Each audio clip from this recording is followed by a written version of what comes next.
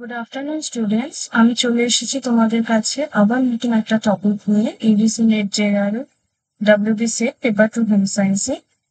তার আগে তোমাদেরকে বলে দিই, তোমরা যদি চাও রেগুলার ফ্রি কুইজ এবং ইম্পর্টেন্ট কনসেপ্টের জন্য আমার টেলিগ্রাম চ্যানেল কিন্তু অবশ্যই জয়েন করতে পারো। এখানে টেলিগ্রাম চ্যানেলের নাম দেওয়া আছে, তোমরা সেটা সার্চ করে জয়েন করে নিতে পারো। সেখানে তোমরা ফ্রি কুইজ পাবে, which is basically based on the previous year question, and প্রত্যেক দিন কনসেপ্ট হবে, নতুন নতুন কনসেপ্ট যেগুলো আমরা আগে কোথাও ডিসকাস হতে দেখিনি। এবার আমরা চলে আসছি আজকে আমাদের টপিকে। আজকে আমরা যে বিষয়টা দিয়ে স্টার্ট করবো সেই বিষয়টা হচ্ছে এক্সটেনশন এডুকেশন। তাহলে প্রথমে আমরা দেখবো যে এক্সটেনশন এডুকেশন কি। বলছে extension education word is derived from the Latin root ex, meaning out, and tension, meaning stretching. Education is the process facilitating learning or acquisition of knowledge, skill, values, and habits. তাহলে extension education কথাটার অর্থ কি প্রথমে আমরা তা দেখব। Extension কথাটাকে যদি আমরা দেখি তাহলে এক্সটেনশন কথাটাকে ভাঙলে দুটো কথা আসে। আমরা যদি এক্সটেনশন কথাটাকে ভাঙি তাহলে দুটো কথা আসে, একটা এক্স এবং আরেকটা টেনশন। এক্স মানে হচ্ছে আউট। আমরা যখন বলি না এক্সক্লুড করা, এক্সহেল করা, তার মানে কি আউট করা বা কিছুকে বের করে দেওয়া। এবং টেনশন কথাটার অর্থ হচ্ছে স্ট্রেচ করা, কোনো কিছুকে বাড়ানো বা যেটাকে আমরা বলি প্রসারিত করা বা প্রসারণ করা। তাহলে কি আমরা এক্সটেনশন এডুকেশনকে বলতে পারি প্রসার শিক্ষা? একদম, কারণ এক্সটেনশন কথাটা যদি আমরা দুটো শব্দকে জুড়ে দিই তাহলে যে অর্থ দাঁড়ায় সেই অর্থকে আমরা যদি এডুকেশনের সাথে জুড়ে দিই তাহলে যে অর্থটা দাঁড়ায় তার অর্থ হচ্ছে প্রসার শিক্ষা। এবার এখানে এডুকেশন সম্পর্কে কিন্তু একটা ধারণা দিয়েছে। কি ধারণা? বলছে শিক্ষা হলো জ্ঞান, দক্ষতা, শেখার বা অর্জনের সুবিধার প্রক্রিয়া, মূল্যবোধ এবং অভ্যাস। অর্থাৎ আমরা এডুকেশন শব্দটি এমন কোনো ক্ষেত্র নেই যেখানে ব্যবহার করি না। প্রত্যেকটি বিষয়ের সাথে এডুকেশন বা শিক্ষার কিন্তু একটা অন্তর্নিহিত সম্পর্ক রয়েছে এবং সেই সম্পর্কের ভিত্তিতে আমরা যে বিষয়টা এই ইউনিটে পড়বো তা হচ্ছে এক্সটেনশন এডুকেশন বা প্রসার শিক্ষা।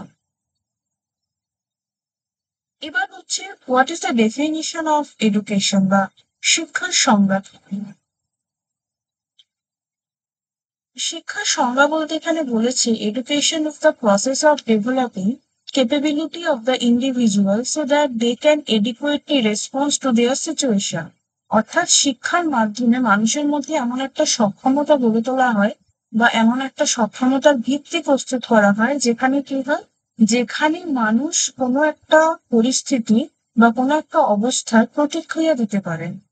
আর কি, we can also define education as process of bringing desirable change into the behavior of human being. মানুষের মধ্যে যে ব্যবহার রয়েছে বা যে ধরনের কাঙ্ক্ষিত পরিবর্তন প্রয়োজন সেই পরিবর্তনও কিন্তু আমরা শুধুমাত্র এডুকেশনের দ্বারাই আনতে পারি।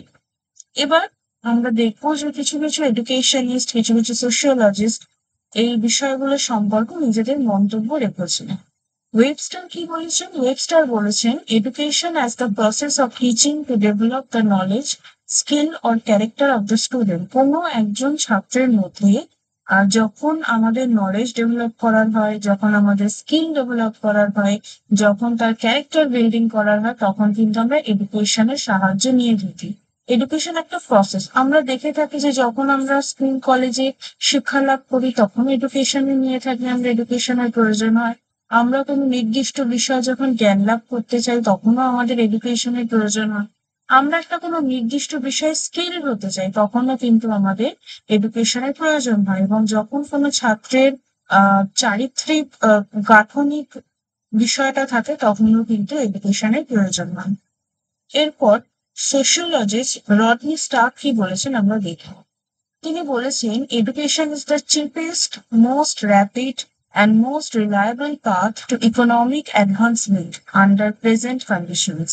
বলছি শিক্ষা হলো সবচেয়ে সস্তা, সবচেয়ে দ্রুত এবং সবচেয়ে বেশি বর্তমান পরিস্থিতিতে অর্থনৈতিক অগ্রগতির নির্ভরযোগ্য পথ।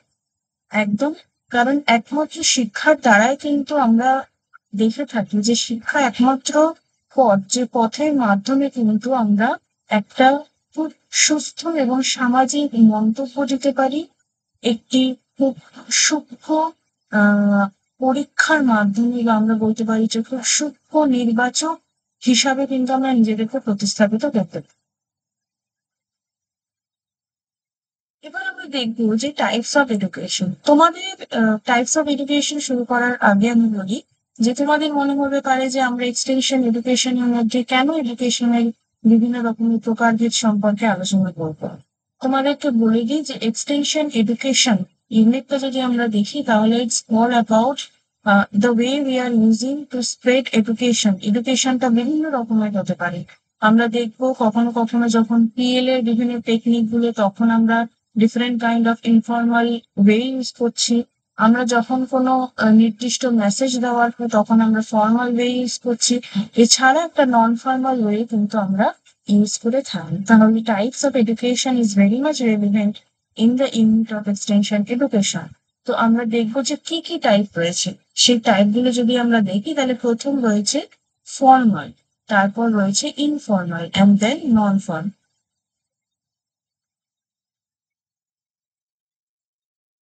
ফর্মাল এডুকেশন কি? ফর্মাল এডুকেশন হচ্ছে, আমরা ছবির মাধ্যমে বুঝে নিই আগে।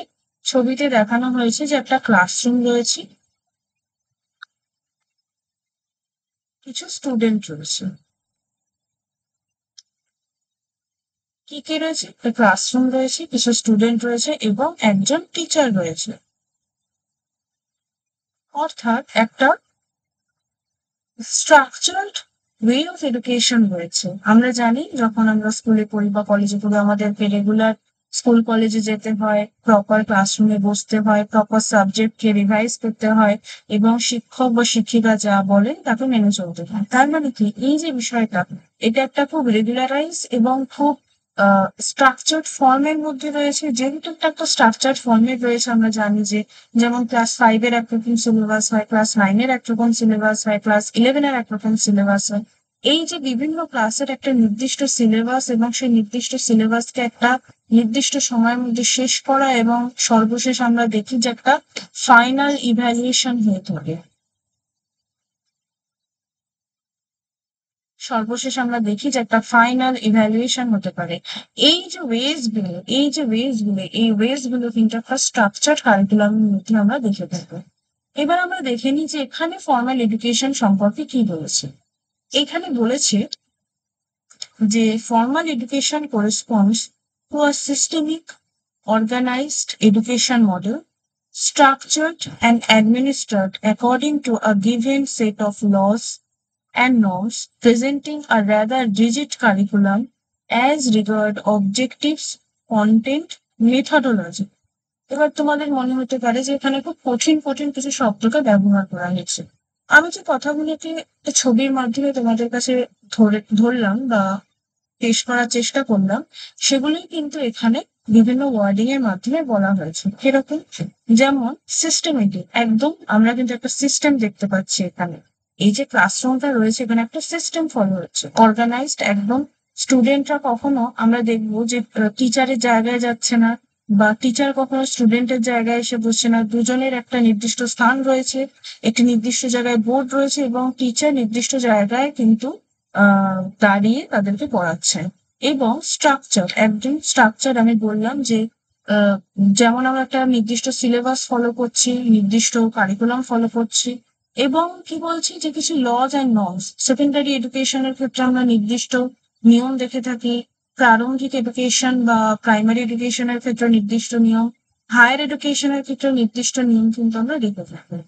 রেদার রিজিড কারিকুলাম, কিন্তু এক্ষেত্রে আমরা কোনো রিজিড কারিকুলাম দেখি না, তাই বলছি রেদার রিজিড কারিকুলাম। আমরা কিছু অবজেক্টিভস নিয়ে পড়াতে হয়, সেই অবজেক্টিভস কে বলা হয় ব্লুমস ট্যাক্সোনমির অ্যাকর্ডিং এই অবজেক্টিভস কে আমরা ডিভাইড করে থাকি। কন্টেন্ট, অর্থাৎ ধরে নিই যে আজকে টিচার পড়াতে এসেছেন ফর্মাল এডুকেশন সম্পর্কে, তাহলে এটা তার কন্টেন্ট। মেথডোলজি, তার মানে উনি কিভাবে পড়াচ্ছেন, উনি কি কোনো মডেল ইউজ করছেন, উনি কি কোনো চার্ট ইউজ করছেন, বা ওনার নির্দিষ্ট অ্যাপ্রোচ, এই বিষয়গুলোই কিন্তু এখানে বলা হয়েছে। বলছে it is characterized by a contiguous education process named as Saronomal remarks presidential education. অর্থাৎ ফর্মাল এডুকেশনকে কিন্তু আর একটা নামেও বলা হচ্ছে কি, তাকে বলা হচ্ছে উপস্থিত শিক্ষা বা রেসিডেন্সিয়াল এডুকেশন,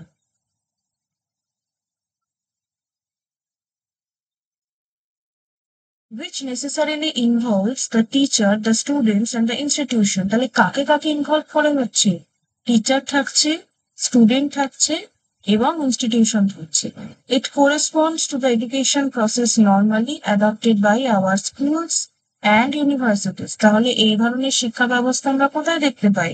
এই ধরনের শিক্ষা ব্যবস্থা আমরা আমাদের স্কুলে দেখতে পাই এবং আমাদের ইউনিভার্সিটিজে দেখতে পাই। এবার এই আনুষ্ঠানিক শিক্ষা বা ফর্মাল এডুকেশনের কিছু নির্দিষ্ট ক্যারেক্টারিস্টিক্স আমরা দেখি।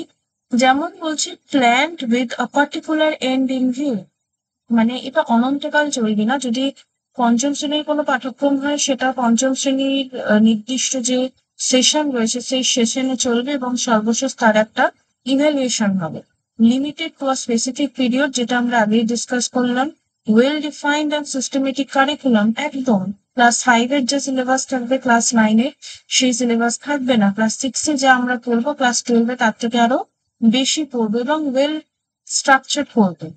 Given by specially qualified teachers, অর্থাৎ যারা পড়াবেন, যে টিচাররা পড়াবেন তারা অবশ্যই কোয়ালিফাইড হবে। কোয়ালিফাইড বলতে তাদের এলিজিবিলিটি, অর্থাৎ তারা কোন বিষয়ে গ্রাজুয়েশন করেছেন, কোন বিষয়ে মাস্টার ডিগ্রি করেছে, সেটাও ইম্পর্টেন্ট।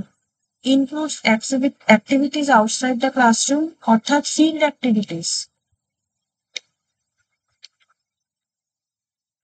অর্থাৎ এটা সবসময় কিন্তু ক্লাসরুম ভিত্তিকই যে হবে তার কোনো মানে নেই, অবশ্যই ফিল্ড অ্যাক্টিভিটি হতে হবে। অবজার্ভ স্ট্রিক্ট ডিসিপ্লিন, হ্যাঁ অবশ্যই কিন্তু একটা নির্দিষ্ট ডিসিপ্লিনকে ফলো করবে। এবার হচ্ছে ইনফর্মাল এডুকেশন। ইনফর্মাল এডুকেশন কি? বলছে informal education is quite diverse from formal education and particularly from non-formal education. Although in certain cases it is capable of maintaining a close relationship with both. অর্থাৎ informal এডুকেশনকে কিন্তু আমি একটা bridge হিসাবে বলতে পারি in between the formal education and the non-formal education. It does not correspond to an organized and systematic view of education. Informal education, lifelong process in which portions assures knowledge, skill, attitude, insight from daily experiences, and exposure to the environment at home. অর্থাৎ শুধুমাত্র যে এখানে আমরা নলেজকে acquire করার জন্য অন্য কোনো উপায় নেব, একদমই তা নয়, সেরকম কিছুই নয়। এখানে অবশ্যই কোন বিষয়টাকে বেশি গ্রাহ্যতা দেওয়া হবে? ডেইলি এক্সপিরিয়েন্সকে, এক্সপোজারকে, এবং যা আমরা দেখছি তার মাধ্যমে কিন্তু নলেজকে, স্কিলকে, অ্যাটিটিউডকে কিন্তু আমরা অ্যাকোয়ার করতে পারবো। আমরা কি করতে পারবো? অ্যাকোয়ার করতে পারবো। এবার এর কিছু বৈশিষ্ট্য আমরা যদি দেখি, কি কি বৈশিষ্ট্য রয়েছে। ইনসিডেন্টাল অ্যান্ড স্পন্টেনিয়াস, অর্থাৎ এটা আকস্মিক এবং স্বতঃস্ফূর্ত। আজকে আমার কাছ থেকে তোমরা এক্সটেনশন এডুকেশন সম্পর্কে জানছো, হয়তো অনেকে নাও জানতে পারে, অনেকে হঠাৎ করে জানছো, তাহলে এটা ইনফর্মাল। হয়তো ইউটিউব সার্চ করতে করতে তোমরা দেখলে যে একটা informal education, formal education related কিছু একটা দেখতে পাচ্ছ, তো তোমরা ওটা দেখে নিবে। তার মানে ইটস নট প্রি ডিটারমাইন্ড, মানে আগে থেকে ঠিক করা নয়। ইনসিডেন্টাল, স্পন্টেনিয়াস, তার মানে স্বতঃস্ফূর্ত, আমার যখন ইচ্ছে আমি দেখবো। এটা কোনো ফর্মাল এডুকেশনের মতন একদম তোমাকে রেগুলার ক্লাসে গিয়ে বসতে হবে এরকম কথা না। আজকে তুমি যদি ইউটিউবের কোনো ভিডিও ডাউনলোড করে অফলাইনে 5 দিন পরে দেখো, সেটাও কিন্তু ইনফর্মাল এডুকেশনের মধ্যেই আসবে। নট প্রিপ্ল্যান, যেটা আগেই বললাম। Not imparted by any specialised agency, কোনো বিশেষ সংস্থা দ্বারা কিন্তু এটা প্রদান করা হয় না, যে কেউ দিতে পারে। আজকে আমি ইউটিউব ভিডিওর এক্সাম্পল দিলাম, তোমরা নিজেদের লাইফেও কিন্তু এরকম বহু এক্সপিরিয়েন্স আছে যেটা কোনো এজেন্সি বা কোনো সংস্থা তোমাকে দিচ্ছে না, তোমার পরিবারও দিচ্ছে না। তুমি র্যান্ডামলি যখন রাস্তায় যাচ্ছ, সেখান থেকেও কিন্তু ইনফর্মাল এডুকেশনকে গ্র্যাব করতে পারছো। নো প্রেসক্রাইব টাইম টেবিল আর কারিকুলাম। আজকে যদি তুমি কোনো রাস্তায় কোনো অ্যানিম্যাল লাভারের থেকে কিছু নলেজ অ্যাকোয়ার করো, বা কোনো অ্যানিম্যাল লাভার কোনো ভালো কাজ করছেন, তুমি একটি কুকুরকে খেতে দিচ্ছেন, একটি বিড়ালকে খেতে দিচ্ছেন, তার হয়তো কোনো অসুস্থতা রয়েছে, তাকে চিকিৎসা করাচ্ছেন, সেটা দেখে তুমি যে মানবিকতা বোধটা যে শিখতে পারছো, তুমি যে হিউম্যানিটিটা শিখতে পারছো, এটা কোনো সিলেবাস ভিত্তিক হয় না, ওটা তুমি তোমার লাইফ এক্সপিরিয়েন্সেস থেকে শিখছো। তো it's not prescribe time table or curriculum, and it may be negative also. তুমি যে সবসময় পজিটিভ জিনিস অ্যাকোয়ার করছো তা নাও হতে পারে। আমরা যখন লাইফে চলছি, লাইফে চলতে চলতে আমরা বহু নেগেটিভ জিনিসও কিন্তু অ্যাকোয়ার করি, ঠিক আছে? তো it's not always positive, it's sometime be negative. So this is all about today's class. আমাকে অবশ্যই জানাবে তোমাদের আজকের ক্লাস কেমন লাগলো, এবং আবারও বলছি, যদি তোমাদের প্রিভিয়াস ইয়ার কোশ্চেন নিজেদের সলভ করে দেখতে চাও যে কেমন প্রিপারেশন হচ্ছে, অবশ্যই আমার ইউটিউব চ্যানেলকে সাবস্ক্রাইব করো এবং আমার টেলিগ্রাম চ্যানেলকে জয়েন করো, হোম সায়েন্স আড্ডা 2023। অ্যান্ড তোমাদের যদি ব্যাচ কোর্সে এনরোল হওয়ার হয়, তোমরা অবশ্যই 1st অগাস্ট তুমি ক্লাস করতে পারবে, which is basically paid class, and details তুমি চাইলে আমাকে মেল করে আস্ক করতে পারো, আদারওয়াইজ আমি একটা ফর্ম দিয়েছি, তোমরা সেখানেও কিন্তু দেখে নিতে পারো। কি এনি কোয়ারি তোমাদের যদি থাকে, তোমরা ডেফিনেটলি আমাকে জিজ্ঞাসা করতে পারো। আমার টেলিগ্রাম চ্যানেল অবশ্যই জয়েন করবে for free previous year question. Thank you for watching.